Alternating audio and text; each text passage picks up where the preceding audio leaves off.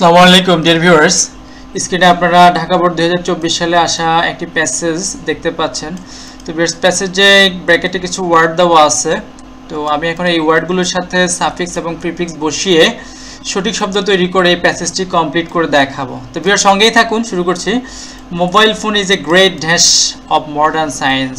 Viewers, এখানে ক্লুটা কি? ক্লুটা হচ্ছে যে এটা অ্যাডজেক্টিভ এবং এইটা হচ্ছে আমাদের প্রিপজিশন। অ্যাডজেক্টিভ এবং প্রিপজিশনের মাঝখানে মাথায় রাখতে হবে যে যদি কোনো ওয়ার্ড হয় সেটা অবশ্যই কি হবে? নাউন হবে। তাহলে এটা অর্থটা একটু দেখে নিন যে মোবাইল ফোন হচ্ছে এটা কি বড় ধরনের ড্যাশ অফ মডার্ন সায়েন্স, মানে আধুনিক বিজ্ঞানের। ওকে, এটা কি আবিষ্কার। ইনভেন্ট মানে আবিষ্কার করা, বাট এটার সাথে আমাদের কি সাফিক্স বা প্রিফিক্স বসাতে হবে। ওকে, সাফিক্স আগে বসে, প্রিফিক্সটা আগে বসে আর সাফিক্সটা হচ্ছে পরে বসে। তো আমরা এটা নাউনের রূপান্তরিত হবে। তো ইনভেন্টের নাউনটা কি?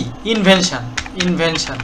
তো এখানে ইনভেনশন করে ফেললাম। ইনভেনশন অর্থ হচ্ছে আবিষ্কার। তাহলে আমাদের এটা কিন্তু সঠিক হয়ে যায়, আধুনিক বিজ্ঞান এটি কি আবিষ্কার। ও ঠিক আছে। তারপরে আমরা দেখি যে তার dash consume of mobile phone are increasing day by day, মানে দিন দিন বেড়ে চলেছে। এটাই বোঝাচ্ছে যে মোবাইল ফোন। এখন এখানে দুইটা অপশন হতে পারে, এইটাও আরেকটা দেখি যে আর্টিকেল এবং প্রিপজিশনের মাঝখানে কি বলবে, সেখানেও নাউন বলবে। তো কনজিউম থেকে দুইটা ওয়ার্ড হয়, একটা হচ্ছে কনজাম্পশন মানে ভোগ, আরেকটা হচ্ছে যে কনজিউমার ভোক্তা। তো কনজাম্পশনটা যদি হয়, কনজাম্পশন মানে ভোগ করা, যেটা আমরা এটাকে ব্যবহার করি, যে মোবাইলের ব্যবহারটা, ঠিক আছে, এটাই বোঝাচ্ছে কনজাম্পশন। অথবা আরেকটা যদি বলি যে কনজিউমার, তাহলে কি হয়?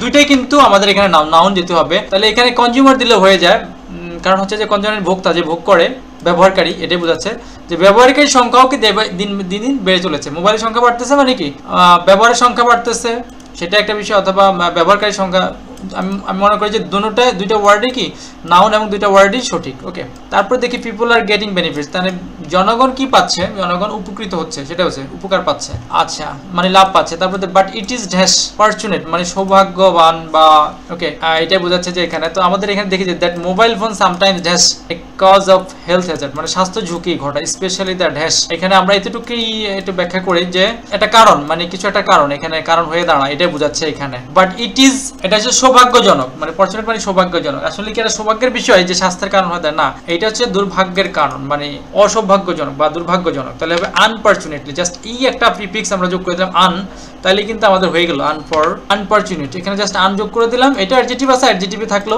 ওকে, তাহলে কিন্তু অর্থ মিলে গেল। তো এখানে একটা রুলস আছে, যদি বিভার্ব থাকে, বিভার্বের পর সাধারণত যদি ওইরকম কোনো ওয়ার্ড না থাকে বা সাপোর্ট না থাকে, তাহলে অবশ্যই সেখানে কিন্তু অ্যাডজেক্টিভ বসে বিভার্বের পরে সাধারণত, তবে সব ক্ষেত্রে না। তো এটা অ্যাডজেক্টিভ আছে, অ্যাডজেক্টিভে থাকলো। আনফরচুনেটটাও একটা অ্যাডজেক্টিভ, যেটা দুর্ভাগ্যজনক। মোবাইল ফোন সামটাইমস, মাঝে মাঝে মোবাইল ফোনগুলো কি এটা হয়ে পড়ে, স্বাস্থ্য ঝুঁকির কারণ হয়ে পড়ে। তো এইখানে আমরা যে কারণ, কজ মানে কারণ, তাহলে এইখানে হচ্ছে আসে, এটা হবে না। আমরা এখানে যদি বিকাম লিখি তাহলে কিন্তু হয়ে পড়ে, সামটাইমস ইট বিকামস। তো সাবজেক্ট যেহেতু থার্ড পারসন কে মোবাইল ফোন থার্ড পারসন, তাহলে এখানে কি বিকামস যুক্ত হয়ে যাবে। সামটাইমস বিকামস কে কজ অফ হেলথ, মানে স্বাস্থ্য ঝুঁকির কারণ হয়ে পড়ে। ওকে, স্পেশালি কাদের জন্য? এটা specially the dash are affected মাছ। এখানে সাবজেক্ট কিন্তু প্লুরাল, আর এখানে চাইল্ড মানে সন্তান। ওকে, এখানে কিন্তু একজনের কথা বোঝানো হচ্ছে, কিন্তু আমাদের সাবজেক্ট তো প্লুরাল। তাহলে এটাকে যদি আমরা লিখে দিই প্লুরাল করলে চিলড্রেন, বহুবচন করে দেই, তাহলে আমাদের এটা কি এখানে সাফিক্স যুক্ত হয়ে গেল। সাফিক্স হচ্ছে শেষের ব্যবহৃত, যেমন আর ই এন, এটা হচ্ছে সাফিক্স, এটা বসাই দিলাম। ওকে, চিলড্রেন মানে বহুবচন, শিশুরা কি মারাত্মকভাবে ক্ষতিগ্রস্ত হয়, সেটা বলছে। According to the, according to মানে নিয়ম অনুযায়ী বা কোনো কিছু অনুযায়ী। অ্যাকর্ডিং টু সায়েন্স, এখানে আমরা দেখি science mobile phone causes brain tumours, brain tumour ওটা মোবাইল ফোনটা, মানে সায়েন্সের হিসাবে এটা বলা হচ্ছে যে ঠিক আছে। তারপর দেখি damage many other dash of disease. তো এখানে কি হতে পারে সায়েন্সের উপর? তো এখানে আমাদের বলা হচ্ছে যে মোবাইল ফোন কি ঘটায়? ব্রেন টিউমার ঘটায়, তারপরে জেনেটিক ড্যামেজ ঘটায়, এটা বোঝাচ্ছে যে পরিবর্তন ঘটায় বা ক্ষতি করে, এটাই।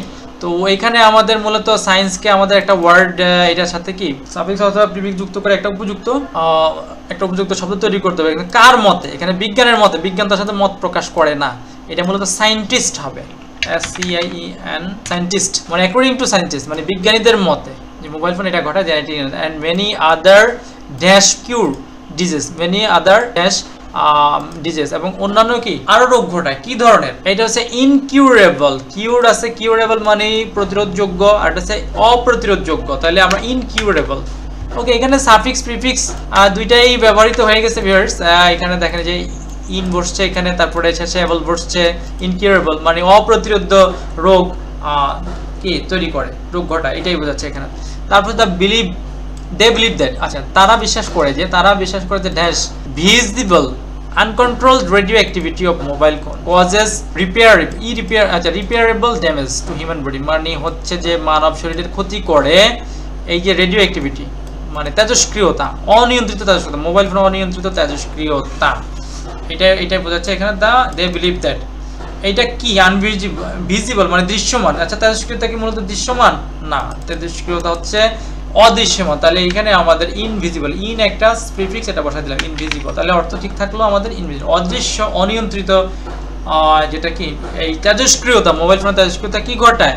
অপরিণীয় ক্ষতি। এখানে ড্যামেজ মানে ক্ষতি, শরীরে অপরিণীয়। তো এখানে রিপেয়ারেবল, তাহলে এইটাকে আমরা জাস্ট এখানে IRR এই একটা প্রিফিক্স যুক্ত, রিপেয়ারেবল ড্যামেজ মানে অপরিণীয় ক্ষতি করে শরীরে, ঠিক আছে। তারপরে হচ্ছে দে সে দ্যাট, তারা বলে যে govern should control radioactive sources, মানে কে আসলে এটা করবে। এখানে বলে যে দির পরে এটা যে সাবজেক্ট, এখানে কিন্তু এটা সাবজেক্টের জায়গায় আছে এই ওয়ার্ডটা, তো এটা অবশ্যই কি হবে? নাউন হবে, যেহেতু প্রনাউন হওয়ার কোনো সুযোগ নাই, গভর্ন থেকে প্রনাউন হবে না। তাইলে এখানে সাবজেক্ট কি হবে? কার উচিত যে এটা কন্ট্রোল রেডিওঅ্যাক্টিভ সোর্স? এটা তো যে কেউ ইচ্ছা করলে বন্ধ করতে পারবে না। গভর্নমেন্টের অনেক সোর্স আছে, অনেক জায়গা আছে যেখান থেকে কি হয় আসলে এই রেডিওঅ্যাক্টিভিটি নির্গত হয়, ইমিট হয়। তো সেক্ষেত্রে এটা অবশ্যই কি হবে? গভর্নমেন্টের কি উচিত? যে এই রেডিও অ্যাক্টিভ ধরনের তেজস্ক্রিয়তা সম্পন্ন কি খাতগুলোকে কি বন্ধ করা, নিয়ন্ত্রণ করা উচিত, উৎসগুলোকে নিয়ন্ত্রণ করা উচিত, এটা এখানে বোঝাচ্ছে। তো ভিউয়ার্স, এই যে ঢাকা বোর্ডের 2024 আমরা তো প্রত্যেকটা সেটে চেষ্টা করি কমপ্লিট করার। আমি আরও একটা ভিডিও তৈরি করেছি এই ঢাকা বোর্ড 2024-এর উপরে, এটা হচ্ছে অন্য সেট। তো আমরা সেট এখানে মেনশন করিনি, সেট আসলে মেনশন করাটা জরুরি না, জরুরি হচ্ছে আমাদেরকে বোঝানো। তো আমরা চেষ্টা করি যা যা সামনে পাই সেগুলো নিয়ে ভিডিও করা। তো ভিউয়ার্স, আশা করি আপনারা বুঝতে পেরেছেন। ভালো লাগলে অবশ্যই সাবস্ক্রাইব শেয়ার করবেন। এতক্ষণ সঙ্গে থাকার জন্য অনেক অনেক ধন্যবাদ।